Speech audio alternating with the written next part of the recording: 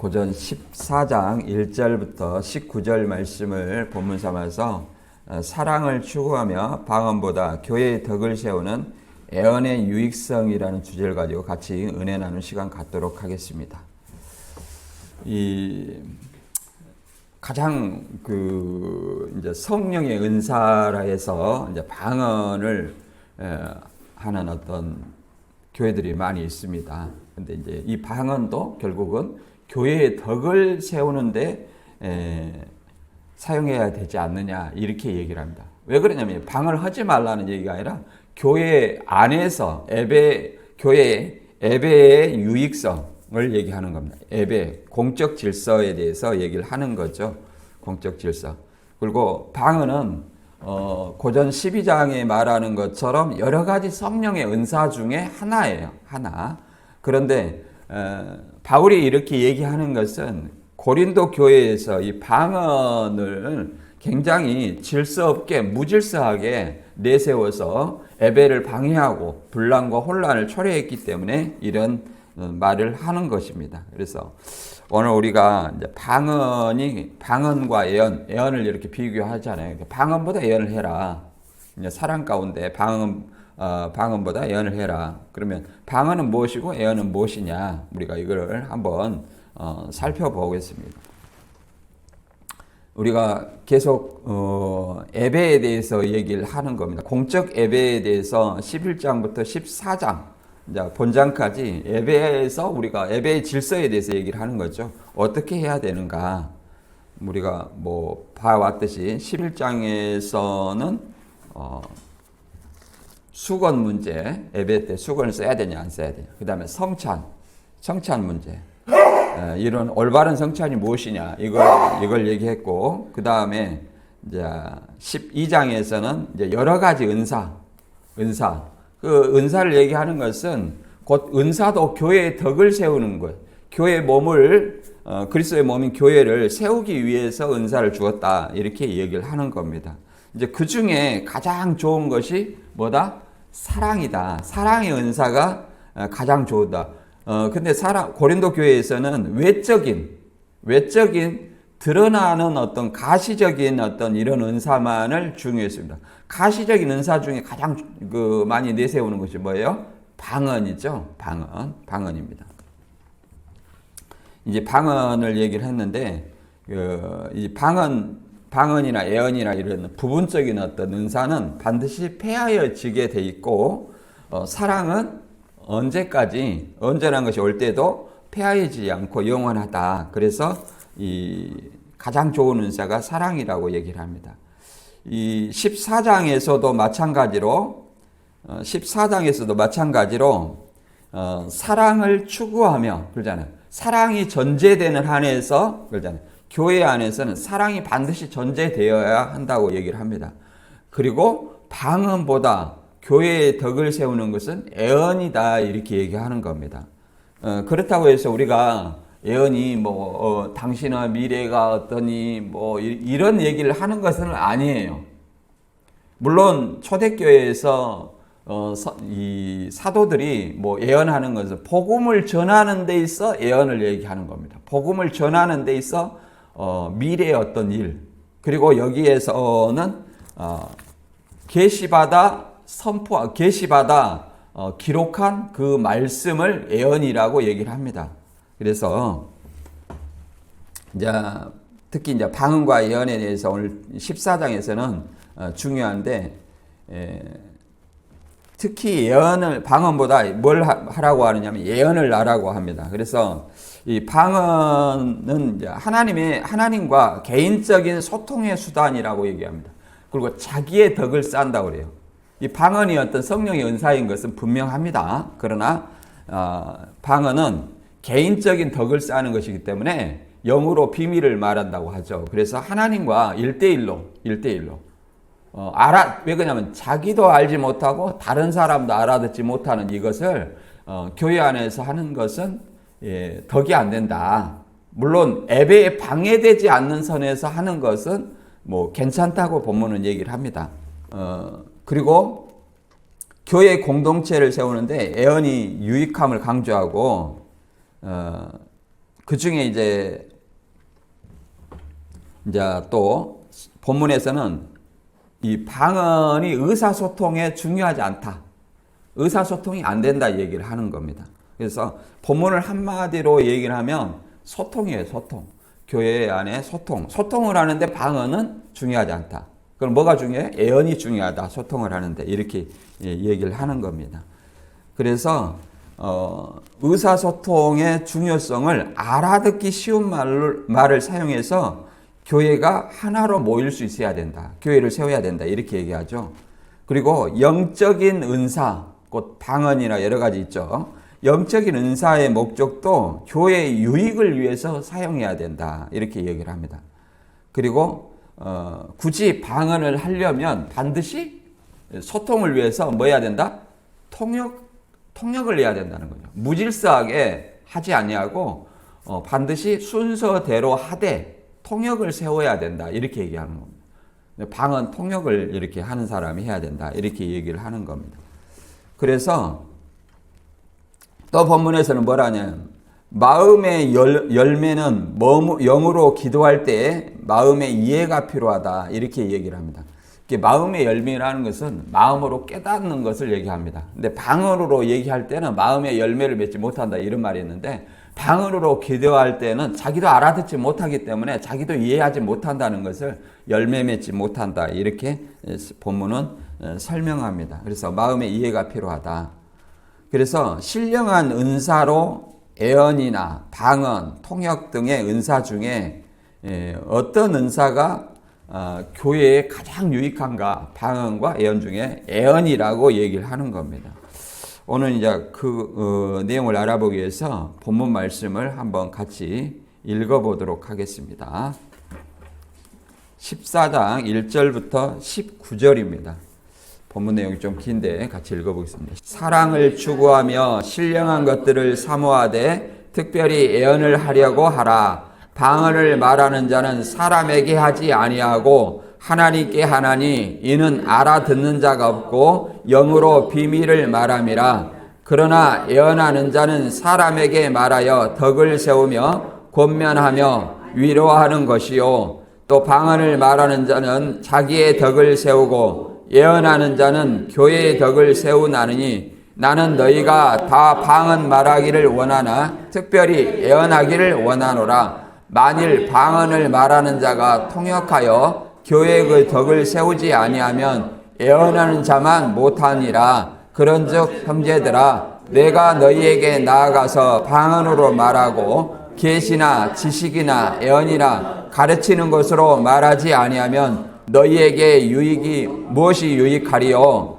혹 필이나 검은고와 같이 생명 없는 것이 소리를 낼 때에 그 음의 분별을 나타내지 아니하면 피를 보는 것인지 검은고 타는 것인지 어찌 알게 되리요? 만일 나팔이 불명치 못한 소리를 내면 누가 전투를 준비하리요? 이와 같이 너희도 혀로서 알아듣기 쉬운 말을 하지 아니하면 그 말하는 것을 어찌 알리요? 이는 허공에다 말하는 것이라. 이같이 세상에 소리는 종류가 많으나 뜻없는 소리가 없나니 그러므로 내가 그 소리의 뜻을 알지 못하면 내가 말하는 자에게 외국인이 되고 말하는 자도 내게 외국인이 되리니 그러므로 너희도 영적인 것을 사모하는 자인즉 교회의 덕을 세우기 위하여 그것이 풍성하기를 구하라. 그러므로 방언을 말하는 자는 통역하기를 기도할지니 내가 만일 방언으로 기도하면 나의 영이 기도하거니와 나의 마음으로 찬송하리 열매를 못하리라. 그러면 어찌할까? 내가 영으로 기도하고 또 마음으로 기도하여 내가 영으로 찬송하고 또 마음으로 찬송하리라. 그렇지 아니하면 내가 영으로 축복할 때 알지 못하는 처지에 있는 자가 내가 무슨 말을 하는지 알지 못하고 내 감사에 어찌 아멘하리요? 너는 감사를 잘하였으나 그러나 다른 사람은 덕세움을 받지 못하리라. 내가 너희 모든 사람보다 방언을 더 말함으로 하나님께 감사하노라. 그러나 교회에서 내가 남을 가르치기 위하여 깨달은 마음으로 5마디 말하는 것이 1만 마디 방언하는 말보다 나으니라. 아멘. 길어가지고 여기서 이제 좀 어려운 말들이 있죠. 뭐 영으로 근데 이게 성령입니다. 푸뉴마예요. 성령으로. 이게 방언이 성령의 은사인 것은 분명합니다. 근데 우리가 뭐 저도 학교에서 보면 우리 이제 특히 우리 이제 개혁주의는 은사주의를 굉장히 이단시하죠. 이단시합니다. 은사주의를. 왜 그러냐면 그것을 강조하여서 그것을 성령 받은 증거다 해가지고 그것만을 내세우기 때문에 얘기를 하는 겁니다. 근데 교회에서 이 방언이 은사가 아니라는 건 아니에요. 은사지만 이게 무슨 유익이 있느냐 교회 안에서 이걸 얘기하는 거죠. 나도 알지 못하고 다른 사람도 알지 못하는데 그거는 자기의 덕을 세우는 것이다. 그러니까 자기 하나님과 1대1로 해라 이런 어떤 얘기를 합니다. 그래서 이제 이 본문에 이제 이 방언이 이제 여러 가지 있습니다. 방언이라는 것은 이제 크게 우리가 나눠볼 수 있는 것은 이제 오순절 방언이 있어요. 이제 개역 한글에는 다 방언이라 나왔으니까 요즘 개역 개정에는 외국어라고 이렇게 번역이 되어 있어 이제 쉽게 이제 알아들을 수 있는데 좀 새로운 번역이나 이런 것은 다 외국어라고 돼서 알아들을 수 있는데 아직도 개역 한글 가지고 이렇게 한 사람들은 오순절에 하는 방언은 고린도 방언과 동일한 방언이다. 내가 알아먹지 못하는 이런 어떤 사람들이 있고요. 또 오순절 방언이 외국어잖아요. 그러니까 고린도 방언도 외국어다 이렇게 또 말하는 사람이 있어요. 우리가 성경을 잘 구분해야 돼. 저도 이렇게 알지 못해서 공부를 해보니까 이게 달라요. 다 번역이 다르고. 그래서 고린도 방언은 말 그대로 고린도 방언과 오순절 방언을 제가 이 앞번에 잠깐 설명드렸습니다만은 고린도 방언은 이제 보통 이제 글로사를 씁니다. 물론 글로사와 그 글로사이스가 이제 복수입니다.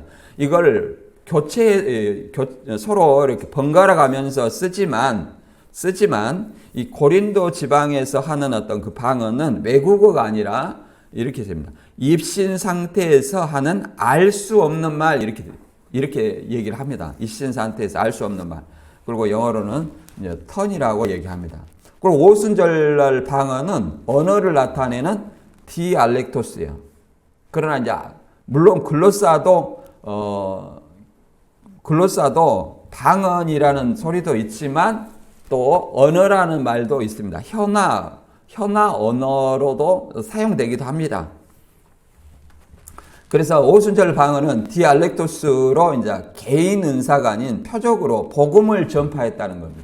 오순절날 성령이 말하게 하심을 따라 다른 방언으로 각 나라의 언어로 얘기를 했다는 거죠. 그래서 그 나라 사람들이 뭐라고 하냐면 우리 사는 곳의 언어로 듣는 것은 어쩌면요 이렇게 말하잖아요. 그래서 이걸 구분해야 되고 또 사도행전 10장에 보면 고넬료 방언이 있어요. 고넬료 방언. 고넬료 방언은 뭐냐? 그냥 이거는 이방인의 어떤 구원의 표적으로서 하는 어떤 방언이라고 말할 수 있습니다. 고넬료 방언. 그 다음에 뭐가 있냐면 사도행전 19장에 보면 이제 바울의 안수로 성령 임하고 방언을 하는데 이것도 이게 에베소에서 하는 어떤 그 방언 이게 이렇게 구분이 됩니다. 그러면 이런 어떤 방언에 대해서 여러 가지 그 교회 안에서 가진 생각들이 있어요. 적극적으로 부정하는 사람들이 있어요. 적극적으로 방언은 비성경적이다. 뭐 이렇게 얘기를 합니다. 비성경적이다. 그리고 심리학적인 그런 어떤 면이 있다. 이렇게 해가지고 제가 아는 어떤 교수님도 방언을 하지 말아라 교회에서. 그러니까 그 말씀은 이제 목사님들이잖아요. 어떤 여자 목사님이 자기 교회에서 이제 방언을 하신 분이 있잖아요. 그 다음 주에 또 수업을 계속 하잖아요. 그래서 와갖고 야 크게 마음 먹고 교회에다 방언을 하지 말라고 선포를 했다. 이렇게 딱 얘기하더라고. 그래서 그게 그럼 방언을 한 사람은 그러잖아요. 그거를 굉장히 큰 자부심으로 알고 있는데 하지 말라고 하면 얼마나 상처를 받았을까. 저는 이런 생각이 들더라고요. 그렇잖아요. 방언을 가지고 새벽 기도도 하고 방언을 가지고 여러 가지 해왔는데 성령이 받은 은사라고 생각하면서 해왔는데 하지 말라고 하니 굉장히 큰 상처가 되지 않았을까. 그런 어떤 생각도 해봤어요. 근데 우리 개혁주의에서는 대부분 방언을 좀 부정적으로 보는 견해가 많이 있어요. 그러나 이 예배할 때 이게 도움이 안 된다는 것이지 이 성령의 은사인 것은 분명하다. 그리고 이제 또 두 번째는 소극적 부정. 방언은 열등한 은사이다. 이제 이렇게 얘기를 합니다. 구원과 무관하다. 사실은 방언은 이 말은 이제 일부분 저는 지지해요. 왜 그러냐면 방언은 구원과 무관해요. 구원과 그냥 성령의 은사일 뿐이에요. 어떻게 말하냐면 안 믿는 사람에게 하나의 하나님을 믿을 수 있도록 표적으로 주어본다는 거예요. 왜 그러냐면 제가 그 얘기도 자주 했습니다만 성경을 모르다 보니까 도대체 하나님이 어디 계시냐, 나한테 하나님이 계심을 좀 보여달라, 눈으로 또 가시적으로 외적으로 보여달라, 이런 어떤 얘기를 합니다. 그래서 어떤 그 사진 기자는 그러잖아요. 그런 어떤 사진을 찍으라고 해서 찍었는데 흙탕물 사진이 찍혔다고 하잖아요. 그래갖고 까만 예수님의 사진, 얼굴 나오는 사진 보셨죠? 그래갖고 그 얼굴이 보이면 성령 받은 것이고, 그림에 예수님 얼굴 안 보이면 성령 받은 것이 아니다. 뭐 이런 얘기도 하던데, 성령 받았고 안 받았고 그 자세히 설명을 듣고 보면 보이더만요. 이게 그런가 보다 이렇게 보여요.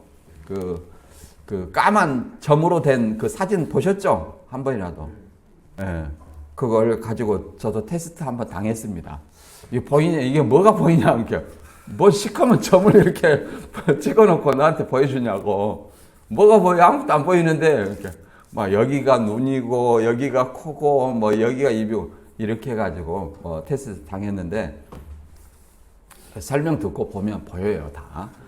근데 이제, 또 그런 사람들이 하나님이 나에게 방언을 주시면 내가 하나님이 살아계심을 믿겠습니다, 이렇게 한다는 거예요. 그러면 그런 사람들이, 제가 기도원 가서 많이 만나봤거든요.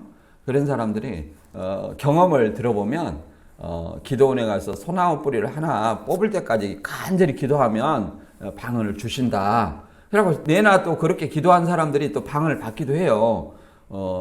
그 특징을 얘기를 하면, 어느 날 기도를 하는데 이 정수리부터 뜨거운 기운이 등줄기를 타고 쫙 내려온다는 거예요.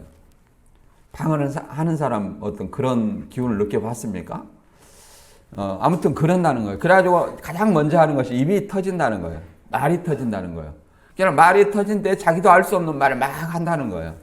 그래가지고 그것을 이제 다듬는다는 거죠. 다듬는다고 해요. 그래서 이제 방언을 한다는. 그래서 이제 하나님이 살아 계시구나, 이렇게 믿는다는 거예요. 근데 고전 14장 22절에도 이 방언은 그렇게 믿지 않는 사람들에게 주는 어떤 표적이라는 거예요. 표적이다, 이렇게 얘기합니다. 그다음에 세 번째는 이제 지나치게 긍정적으로 받아들이는 거예요. 방언은 신학의 척도다.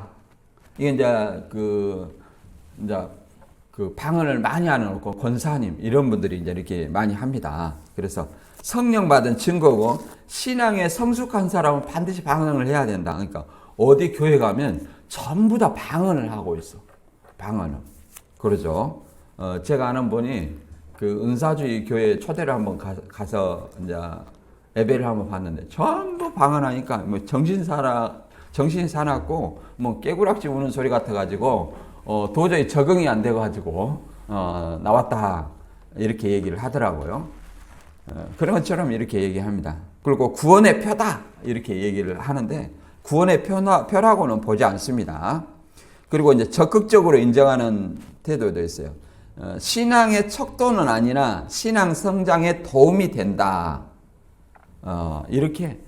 물론 저도 이것은 이제 부분적으로 인정해요. 신앙 성장에 도움은 돼요. 왜 그러냐면 그것이 아무런 성경 말씀도 모르고 그랬을 때 이 방언을 예를 들어서 그분에게 안 줬다면 그분의 어떤 신앙이 하나님을 올바로 믿었을까 이런 어떤 생각도 하기도 합니다. 그러나 그것은 언제나 초보 아래 말씀을 온전히 이해하지 못했을 때라고 생각을 합니다. 그래서 성경은 뭐라고 말하냐면 마태 7장 21절부터 23절에 보면 주여 주여 해서 다 천국에 가는 것이 아니고 아버지의 뜻을 알아야 간다. 뜻대로 행하는 자가 간다. 그러면서 7장 22절에는 뭐라고 합니까? 주의 이름으로 선지자 노릇하고 우리가 귀신을 쫓아내고 많은 권능을 행했다. 그러니까 귀신을 쫓아내는 사람은 꼭 방언을 해요. 그러죠?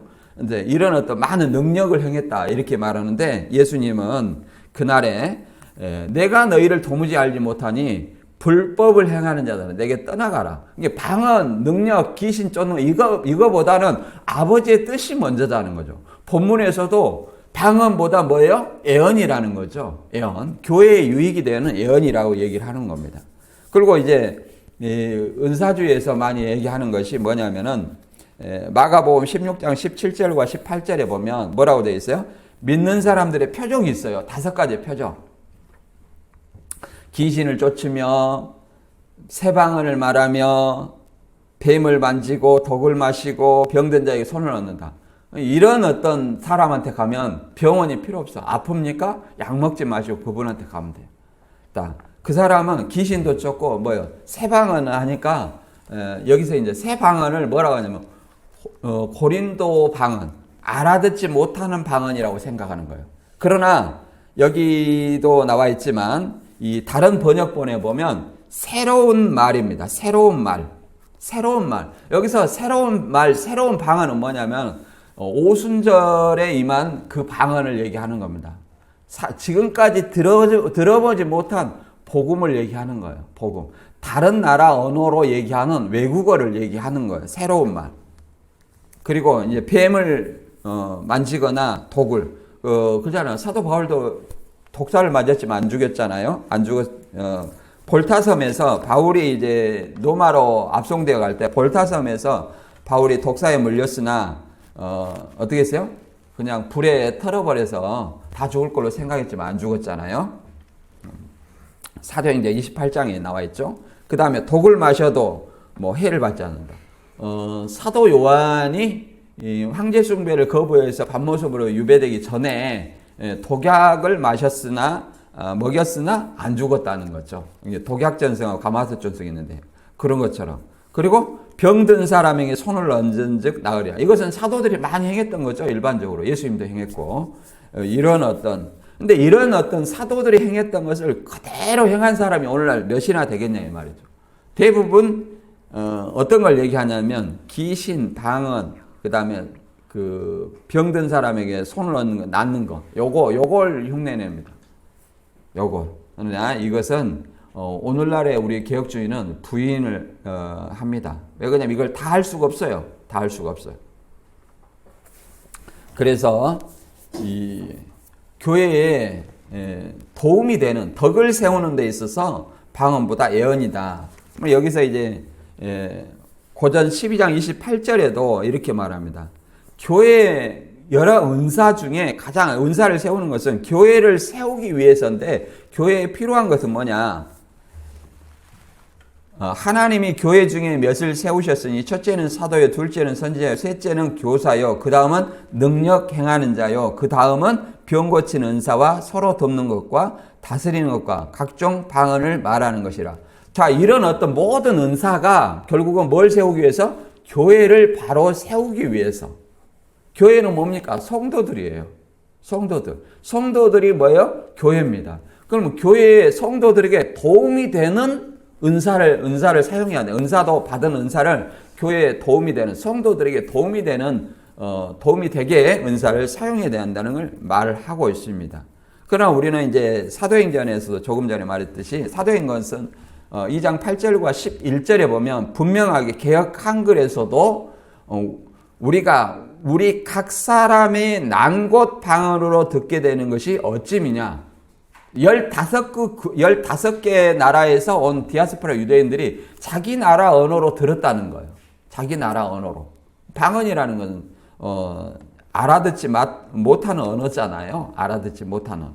그리고 11절에서는 우리가 다 우리의 각 언어로 하나님의 큰일 말함을 듣는도다. 그래서 각 나라의 언어로 뭘 전했어요? 복음을 전했어요. 복음을.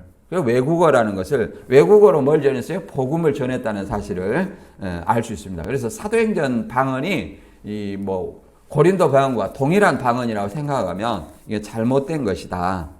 그 다음에 이방인 어떤 고넬료에게 임한 어떤 방언이 있습니다. 고넬료에게 임한 고넬료에게 임하는 사도행전 10장 45절에는 베드로와 함께 온 유대인 신자들은 이방인들에게도 성령님의 선물을 부어주시는 것을 보고 놀라지 않을 수 없었다. 이것은 이방인을 말하고 하나님을 찬양하는 것을 그들이 들었기 때문이다. 여기도 이제 방언이 있습니다. 이방인들이 방언을 말하고, 제가 잘못 읽었죠. 이방인들이 방언을 말하고. 그래서 이 방언을 성령의 선물, 또 성령 받은 것, 성령의 선물이라고 이렇게 얘기하는 것을 볼 수 있습니다. 여기서도 이렇게 알아듣지 못하는 어떤 표적으로 주시는 것입니다. 여기서는 표적. 원어는 이제 글로사를 사용했죠. 그 다음에 에베소에서도 말합니다. 에베소에서 사도행전 19장 5절에 보면 그들이 이 말을 듣고 곧 주 예수의 이름으로 침례를 받았다. 바울이 그들의 머리에 머리에 손을 얹자 성령이 그들에게 임하셔서 그들은 방언과 예언을 하기 시작하였다. 여기도 성령이 임해서 그들이 뭘 했어요? 방언과 예언을 했다. 이렇게 얘기합니다. 그래서 방언이 성령의 은사라는 것은 명확합니다. 명확하다. 이렇게 우리가 이해를 해볼 수 있고요. 그런데 이 방언의 은사는 항상 뭘 사용해야 돼요? 교회를 위해 사용해야 된다. 성도들을 위해서 사용해야 된다. 그리고 이 방언은 고전 14장 22절에 보면 뭐라고 말합니까? 여기 같이 한번 읽어볼까요? 고전 14장 22절 시작. 그러므로 방언은 믿는 자들을 위하지 아니하고 믿지 아니한 자들을 위하는 표적이나 예언은 믿지 아니한 자들을 위하지 않고 믿는 자들을 위함이니라. 그러므로 온 교회가 함께 모여 다 방언으로 말하면 알지 못하는 자들이냐 믿지 아니한 자들이 들어와서 너희를 미쳤다 하지 아니하겠느냐. 이렇게 말합니다. 자, 방언은 누구를 위해서 주는 표적이에요? 믿지 아니한 자들에게. 그래서 믿지 아니한 자들에게 하나님을 믿을 수 있도록 표적으로 준다는 거죠. 그러나 예언은 믿지 아니한 자들에게 아니라 믿는 자들에게 주는 표적이다. 바꿔 말하면 내가 하나님을 믿었어요. 굳이 방언 구하기를 할 필요가 있어요, 없어요? 없다는 거예요. 믿는 자들은 뭘 구해야 돼? 예언을 사모하고 예언하기를 구해야 된다 얘기합니다. 예언이라는 것은 미래를 내다보는 이걸 얘기하는 것이 아니라 복음을 선포하는 걸 얘기하는 거예요. 복음을 선포하는 거. 자,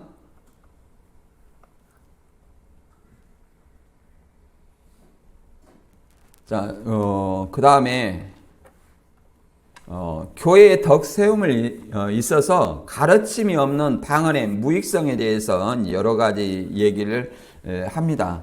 고전 14장 6절에서는 이렇게 말합니다. 6절 이하 읽어보면 그런즉 형제들아 내가 너희에게 나가서 방언으로 말하고 계시나 지식이나 예언이라 가르치는 것으로 말하지 아니하면 너희에게 무엇이 유익하리요? 혹 필이나 검은고와 같이 생명 없는 것이 소리를 낼 때 그 음의 분별이 나타내지 아니하면 필이 보는 것인지 검은고 타는 것이 어찌 알리요? 이렇게 얘기를 합니다.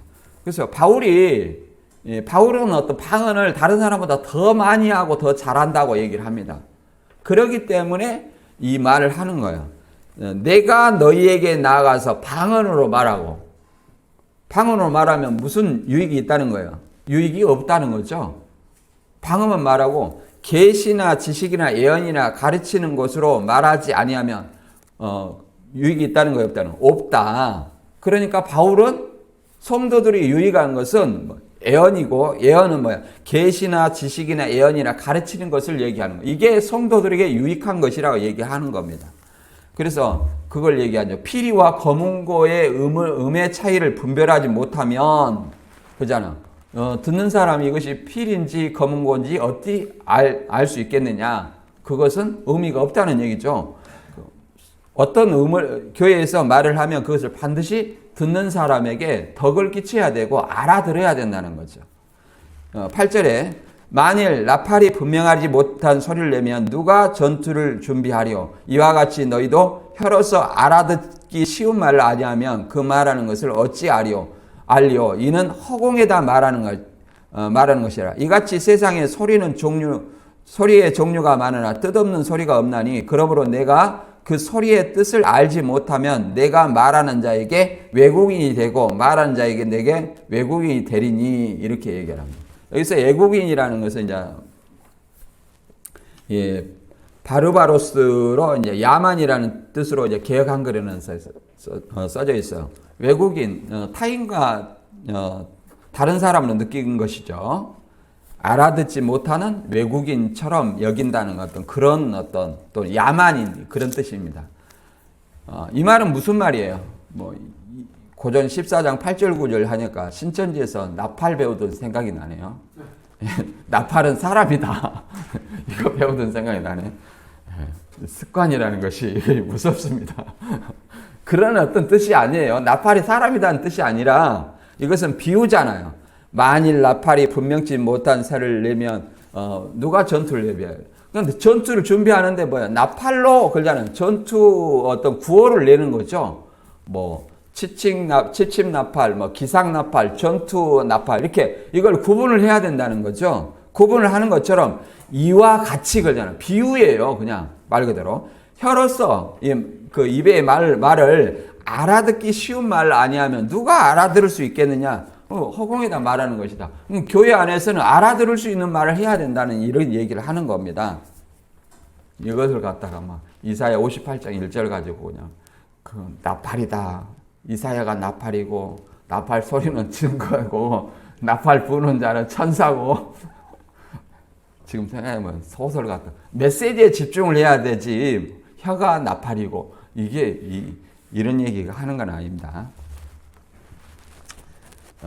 쉽게 말해서 방언으로 말할 때 이해할 수 없는 언어로 소통하지 않으면 청중에게 유익이 없다 이 말이죠. 명확한 소통이 중요하다는 거죠. 명확한 소통. 명확한 소통. 그러니까 교회 안에서는 다른 사람에게 말할 때 방언으로 말하면 아무 유익이 없다. 그에게 깨달음을 줄 수도 없고 의사소통이 안 되니까. 또 이런 어떤 말이 있습니다.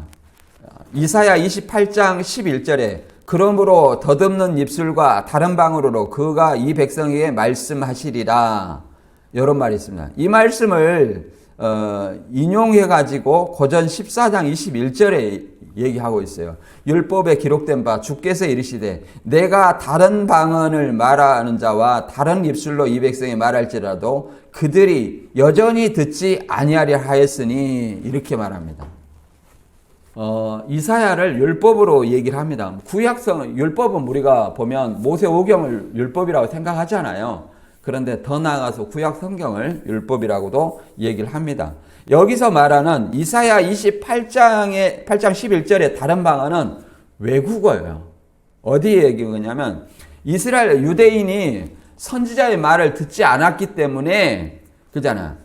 아수르의 언어로 얘기한다는 것은 아수르의 침략을 받을 걸 얘기하는 겁니다. 그 다음에 이게 형벌이죠. 형벌. 그 다음에 이 그 고전 14장 21절에도 마찬가지로 깨닫지 못하는 말로 회중에게 말하면, 교회에게 말하면 회중에 대한 일종의 벌과 같은 얘기다. 벌과 같은 알아듣지 못하는 말, 다른 방언, 다른 입술, 알아듣지 못하는 어떤 외국어와 같이 그들에게 유익이 되지 못한다. 이런 어떤 얘기를 하는 겁니다. 그래서 교회에서는 항상 알아듣는 깨닫는 말, 선포하는 말 그러잖아요. 그것이 뭐예요? 애언입니다. 선포하는 말을 통해서 듣는 자들에게 깨닫게 하고 덕을 세우고 은혜를 끼치게 해야 된다. 이렇게 말합니다.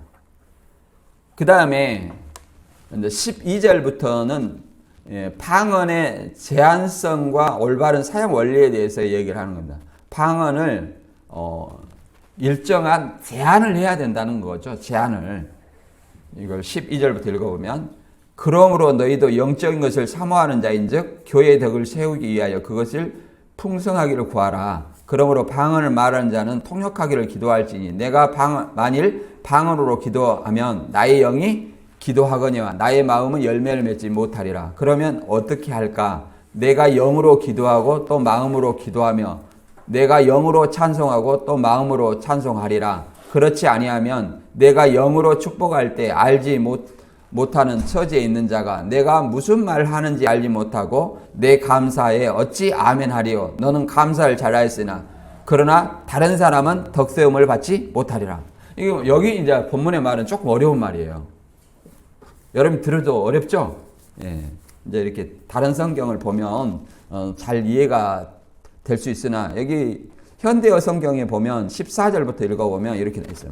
만일 내가 나도 알지 못하는 말로 기도한다면 내 영으로 기도하더라도 무슨 말 하는지 자신은 모릅니다. 그러니까 열매 맺지 못한다는 말을 자신이 깨닫지 못한다는 것을 얘기하는 거예요. 15절에 그러면 어떻게 하면 좋겠습니까? 나는 양쪽을 다 하겠습니다. 방언으로 기도하는 동시에 모든 사람이 알아들을 수 있는 말로도 기도하겠습니다. 방언으로 찬미하고 보통 말로도 찬미하겠습니다. 이렇게 얘기하는 겁니다. 영적인 것이라는 것은 하나님의 은사를 얘기하는 거예요. 성령의 은사. 근데 그 은사는 뭐예요? 교회의 덕을 세우기 위해 사용해야 된다. 이렇게 얘기를 합니다. 그러므로 방언을 하는 자는 반드시 통역을 하기를 기도해라. 이게 통역하는, 교회 안에서는 그러잖아요. 반드시 방언으로 어떤 누구에게 뭘 얘기할 때는 통역하는 자를 세우라. 이렇게 얘기합니다. 그리고 질서대로 하고, 그 다음에 내가 방언으로 기도하면 나의 영이 기도하거니와. 이게 여기서 나의 영이라는 것은 이게 푸뉴마예요. 성령으로 기도하거니와. 이게 이 성령으로 이 방언 어떤 기도가 성령의 기도라고 얘기를 하는 것입니다. 그러나 나의 마음은 열매 맺지 못하라. 나의 마음은 그것을 깨닫지 못한다는 거죠. 이게 방언하는 사람이 자기의 말을 알아듣는다는 것은 이게 성경상으로 보면 거짓말이에요. 물론 통역하는 은사를 받으면 뭐 다르겠지만, 그 다음에 여기서 그러면 어떻게 할까? 내가 영으로 기도하고 성령으로 기도하고 또 마음으로 기도하며, 여기서 마음으로 기도하는 것은 양쪽을 다 한다는 거죠. 성령으로 기도하고 마음으로 기도하며 알아들을 수 있는 말로 한다는 거죠. 마음으로 기도하는, 알아들을 수 있는 말로. 마음으로 기도하는 것은 내 마음의 소리를 내가 알아요, 몰라요? 알죠? 그러니까 내 마음의 소리로 기도한다는 거죠. 기도하면 내가 영으로 찬송하고, 여기도 성령으로 찬송하고 마음으로 찬송하고, 여기도 성령으로 찬송한다는 것은 방언을 이렇게 얘기하는 겁니다. 방언. 그 다음에 마음으로 찬송한다는, 내가 또 이것도 마음으로 찬송, 내가 알아들을 수 있는 말로 찬송하는 걸 얘기하는 거예요. 알아들을 수 있는 말. 여기 모든 사람이, 여기 15절에도 그러잖아요. 그 현대 성경에는 방언으로 기도하는 동시에 모든 사람이 알아들을 수 있는 말로도 기도하겠습니다. 보통 말, 알아들을 수 있는 말. 이걸 개역 개정에서는 마음으로라고 얘기를 합니다. 그러니까 마음으로 찬송하고 마음으로 기도한다. 내 마음이 알 수 있는 말로 하는 거예요. 마음이 알 수 있는 말. 그것을 다 한다 이렇게 얘기합니다. 그렇지 아니하면 둘 다 하지 아니하면 둘 다 하면 알아는 먹겠죠. 근데 그렇지 아니하면 내가 영으로 축복할 때 이것을 성령으로 방을 내서 축복할 때 이걸 얘기합니다. 왜 그러냐면 그 뒤에 말이 이렇게요. 알지 못하는 처지에 있는 자가 내가 무슨 말을 하는지 알지 못하고, 그러니까 영으로 축복한다는 것은 방언으로 축복하는 걸 얘기하는 거예요. 방언, 성령으로 방언으로 축복할 때에 알지 못하는 처지에 있는 자가 내가 무슨 말을 하는지 알지 못하고 내 감사에 어찌 아멘하리요. 그러니까 나는 감사해서 성령의 은사로 방언으로 축복한다는 거예요. 근데 듣는 사람이 이게 뭔 말하는가? 이거 아멘 해야 돼 말아야 돼? 예. 그러잖아. 이렇게 생각한다는 거죠. 덕이 안 된다는 얘기죠. 너는 감사를 잘 했으나, 그러잖아요. 자기는 감사해서 축복을 잘 했으나, 그러나 다른 사람은 그걸 아멘을 하지 아니하니까, 감사하다는 것에 아멘을 하지 아니하니까 덕세움을 받지 못하는 거다. 여기서 아멘은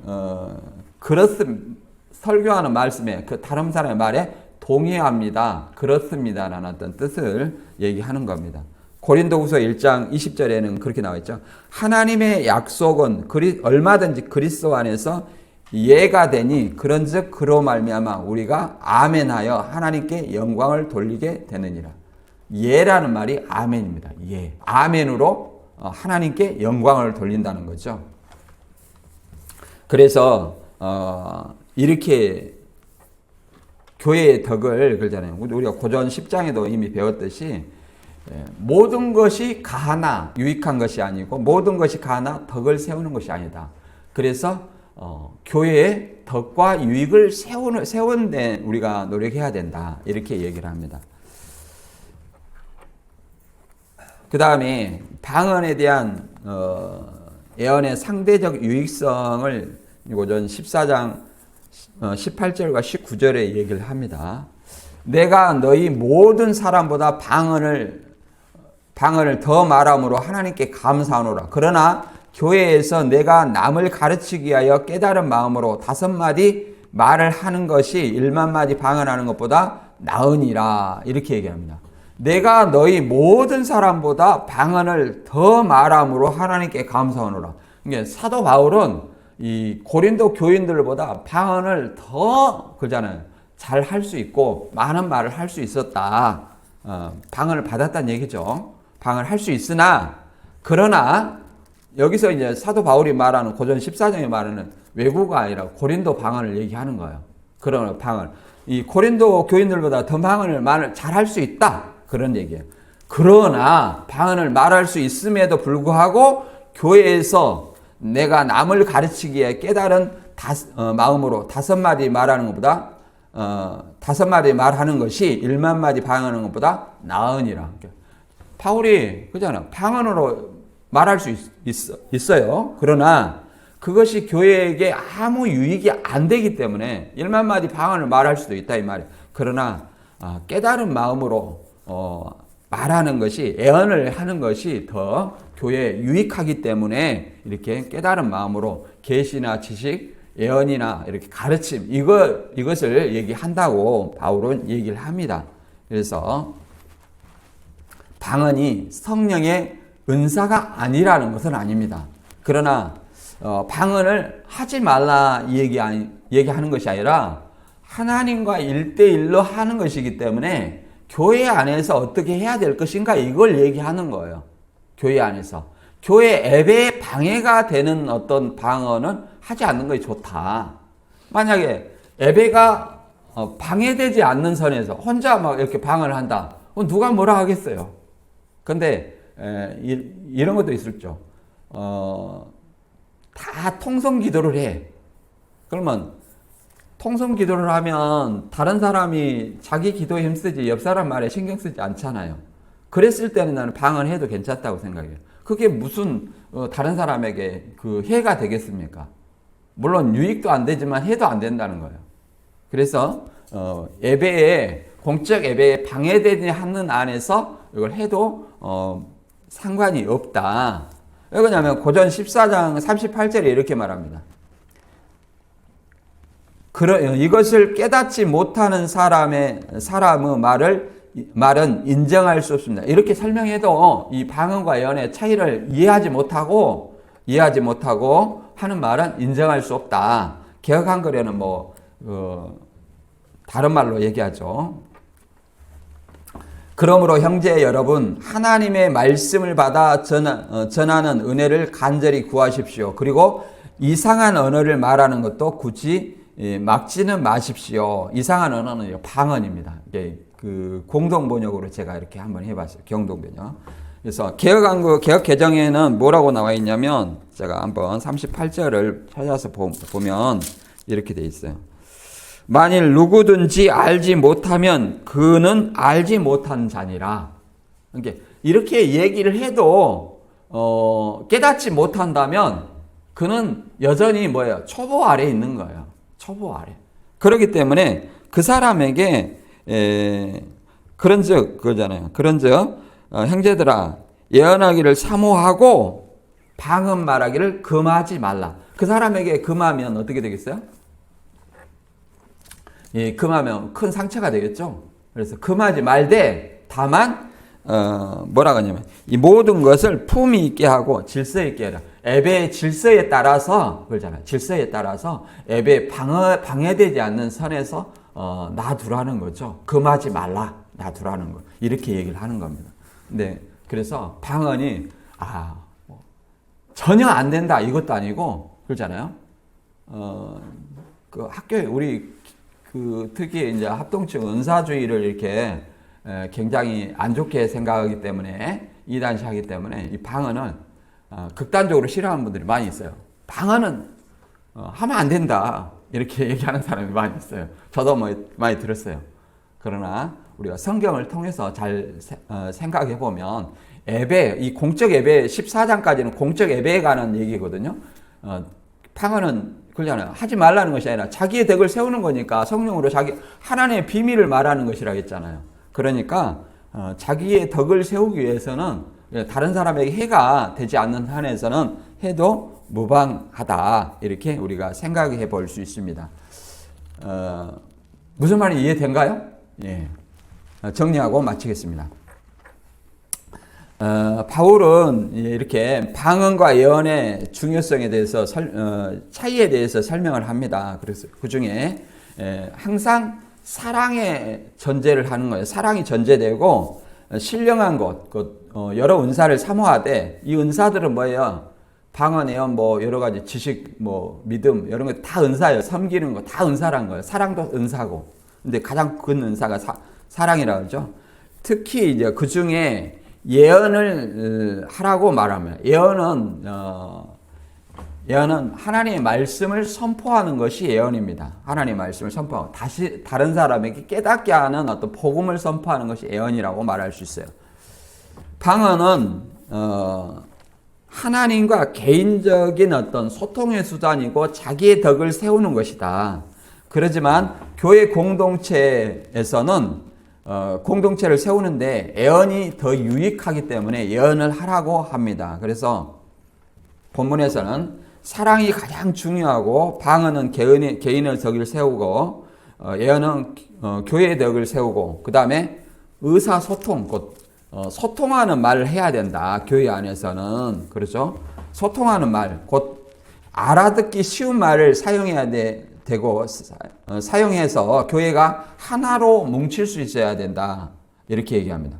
그리고 영적인 은사의 목적은 교회의 유익을 위해서 사용하며 방언은 반드시 통역하기를 기도해야 되며 성령으로 기도할 때 반드시 자기 마음에 깨달음이 있어야 된다 얘기를 합니다. 이게 방언을 될 수 있으면 하지 말라는 얘기죠. 마음이 자기가 마음으로 열매 맺지 못한다. 영으로 기도하면 방언으로 기도하면 마음으로는 열매 맺지 못한다. 그 말이에요. 자기는 알지 못한다는 거죠. 자기는 이해할 수 없다. 이렇게 얘기를 합니다.